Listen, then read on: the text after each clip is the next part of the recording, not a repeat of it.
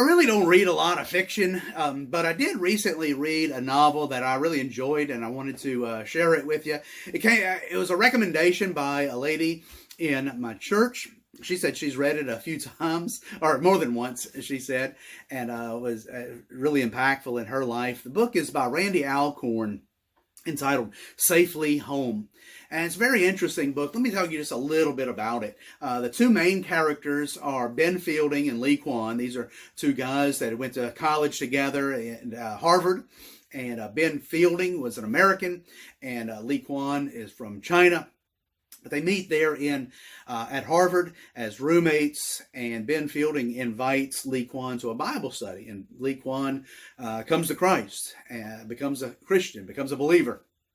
And then they graduate and they sort of go their separate ways. Ben Fielding goes into the corporate world and in America, and Lee Kwan goes back to China to take a teaching position there at a university. And that's sort of where the story picks up. All that is sort of backstory that you see before the narrative really gets going. And sort of the setting of the book, the plot line of the book is that Ben Fielding is going to China as for a business trip, and he figures he'll catch up with his buddy that he lost track with over the years, and they've kind of kept up just very briefly a little bit, and they really want to get back together again. And so he's going to go spend some time there, stay at his house, at this university professor's house there in China, and that's where the story begins to get really interesting. You quickly learn, and this is not a spoiler, you quickly learn that Ben Fielding is not really a Christian. He's not a believer. He's sort of a nominal churchgoer, and was sort of raised in church, but was not really a believer. His life is sort of a mess. His marriage is not doing well. The only thing he has going for him, he does have a good job, does make a lot of money, but his life is a mess. And so that's sort of the setting there. And you begin to realize what the book is really about. And I think this isn't a spoiler either. I'm not used to holding back and not giving spoiler alerts if I'm doing book reviews on nonfiction.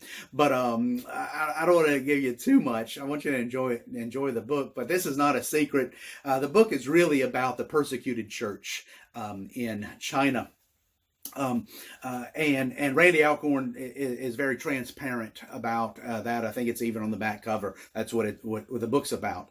And so what he's trying to do is, even though it's a fictional book, even though it's a novel, take the reality of what it's like in China under that totalitarian regime, where there is very little, if any, religious freedom. They might say that there's some religious freedom, that they might say that there's, the state-sanctioned church and all the rest, but you realize what the real story is as he gives this fictional account of these two individuals and their interaction with each other in an interesting story that takes place. And when I say that he's fictionalizing the reality, even some of the stories that are in it sounded familiar to me, because I think I've heard them as true stories. They probably are true stories. But what Randy Alcorn does is takes the real story, the actual account, and then fictionalizes it and puts it in the book.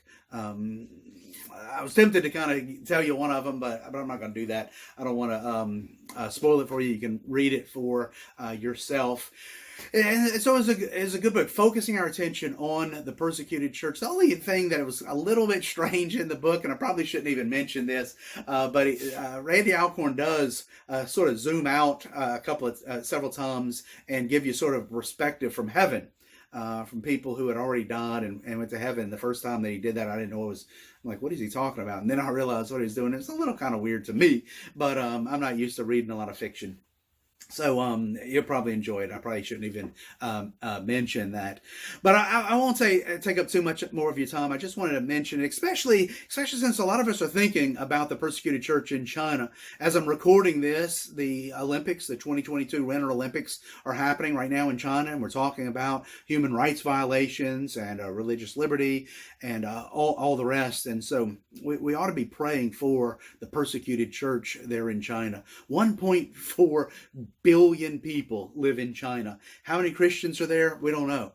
Many of them thousands, I'm sure millions, are worshiping in underground churches secretly, even though they're living in a surveillance state under a totalitarian regime, and they're trying to watch you at every step of the way and what you're doing and everything. And that's those sort of things are in the book, and so you may enjoy that. I know the lady in my church enjoyed it and said it was very impactful for her, probably especially since she has a couple of daughters who are Chinese from China, adopted, and two wonderful young ladies in our congregation.